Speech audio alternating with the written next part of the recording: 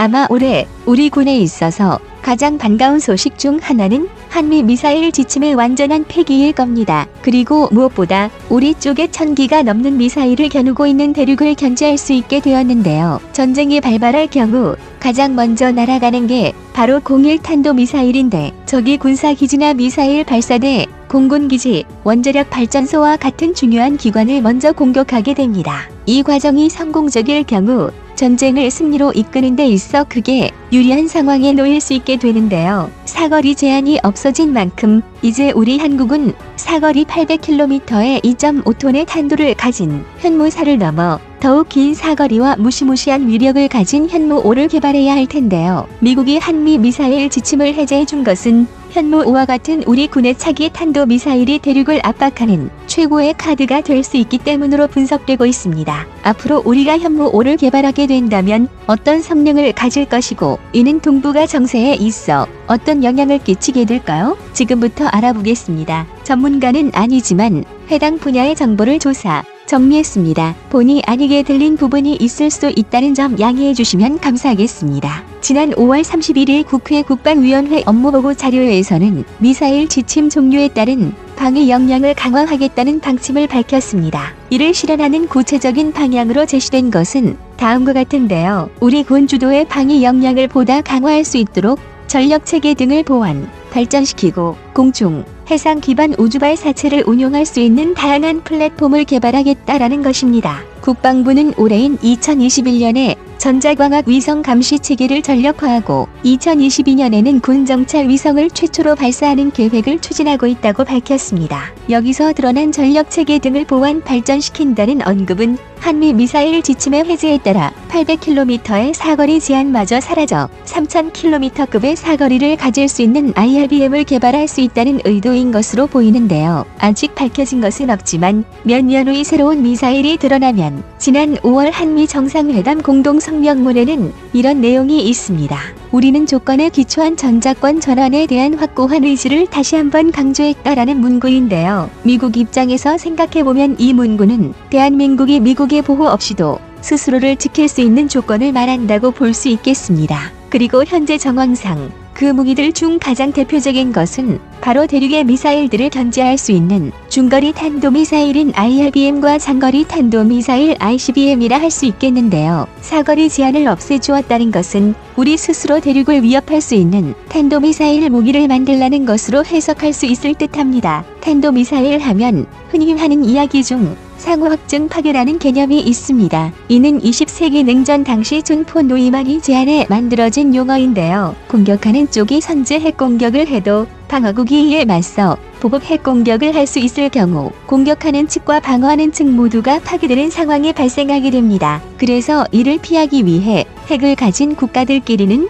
선분리 핵전쟁을 일으키지 않게 된다는 개념을 말하는 것이 상호확증 파괴인데요. 핵공격은 주로 핵탄두를 장착한 중거리 탄도미사일인 IRBM, 장거리 탄도미사일 ICBM, 잠수함 발사 탄도미사일 SLBM 등으로 이루어지게 되는데, ICBM은 그 사거리가 10,000km도 넘게 모두가 두려워하는 무기입니다. 하지만 대륙의 주변국들로서는 이보다 더 무서운 것이 사거리 3,000에서 5,000km를 비행해 날아가는, 사거리는 짧지만 IRBM은 ICBM보다 정확도, 면에서 훨씬 우월합니다. 대륙은 전 세계의 패권 국가를 꿈꾸며 그동안 급격한 군사력의 증강을 이뤄왔고, 이 중 가장 핵심적인 것이 바로 수없이 많은 수의 각종 탄도미사일입니다. 대륙은 ICBM을 20기 정도 보유해 만약에 있을지 모를 미국의 위협에 대비하는 한편 IRBM을 다수 제작해왔습니다. 미 해군의 항공모함 전단을 상대하기 위해 대함 탄도미사일은 DF-21D, DF-26과 같은 ASBM까지 보유하게 되었는데요. 보통 항공모함의 함재기들은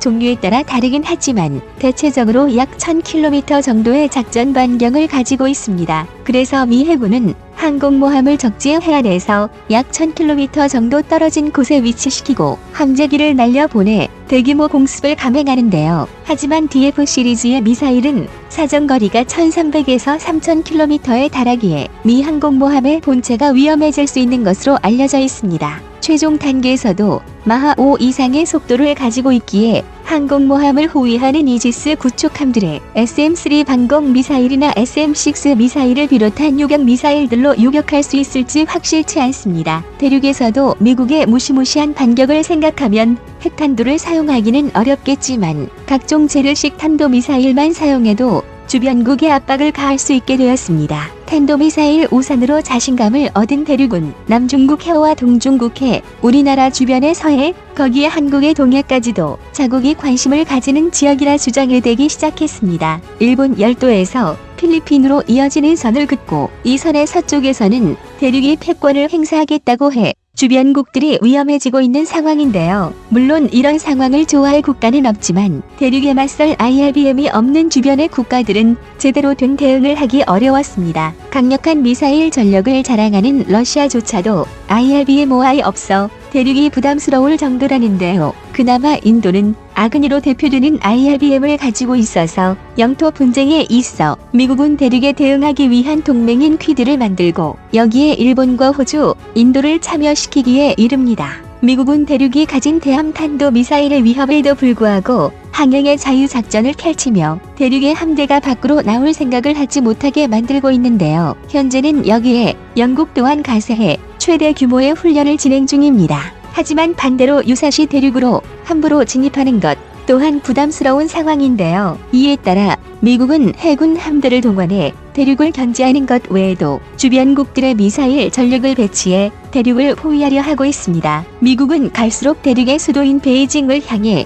탄도미사일을 날릴 수 있는 우리 대한민국의 대륙을 압박하는 데 있어 더 많은 역할을 하기를 원하고 또 요구하고 있습니다. 이런 상황에 우리 대한민국이 현무사를 능가하는 IRBM을 만들어 배치한다면 대륙에 맞선 동맹국들에게 아주 큰 힘이 되어줄 수 있는 상황인데요. 미국이 한미 미사일 지침의 해제로 한국의 IRBM이 얼마든지 멀리 날아갈 수 있도록 해준 것은 이런 계산이 있기 때문이라는 분석이 많습니다. 만약 한국이 현무-5 IRBM을 개발해 대륙을 향해 배치한다면 대륙을 압박하는 데 있어 비장의 카드가 될 수 있다고 하는데요. 현재 정권이 상당히 위태위태한 북쪽은 언제 체제가 무너질지 알 수 없는 상황이고 대륙은 북, 중, 우 조약에 따른 군사동맹이기에 북쪽 정권이 붕괴될 경우 그들의 진짜 속셈이 동맹인 북쪽을 방어해주는 것인지 아니면 다른 계산이 있든지 말이죠. 이때 우리 군이 운용하는 현무사와 앞으로 나오게 될 현무-5 IRBM은 대륙을 견제하는 최고의 무기가 될 것으로 추측되고 있습니다. 다만 아직 우리는 규정상 핵탄두를 탑재할 수는 없는데 어떻게 하는 것이 좋을까요? 현무사의 개발 과정을 보면 현무-5 또한 어느 정도 비슷한 방식이 되지 않을까 생각되는데요. 현무사의 개발 과정을 보면 현무-5 또한 어느 정도 비슷한 방식이 되지 않을까 생각되는데요. 무거운 중금속 덩어리가 많은 비중을 차지합니다. 그 이유는 고폭탄 등의 일반 화약으로는 2톤을 채운다고 해도 폭발력이 핵미사일에 비해 크게 떨어지기 때문이었다고 하는데요. 일반적으로 핵폭탄이 폭발할 때 분출되는 에너지는 동급 중량의 TNT 폭탄이 가진 위력의 4만 배라고 합니다. 따라서 2톤의 탄두를 모두 고폭탄으로 채워봐야 그 폭발력은 50g 수준의 핵물질을 폭발시키는 정도에 불과한데요. 그래서 현무사는 폭발 에너지 대신 중량과 가속도를 높여 운동 에너지를 극대화하게 된 것입니다. 고중량의 중금속 탄두를 가진 현무사는 종말 단계에서 속도를 줄인다고 해도 마하 5 이상의 속도로 지면에 내리꽂히는데 이때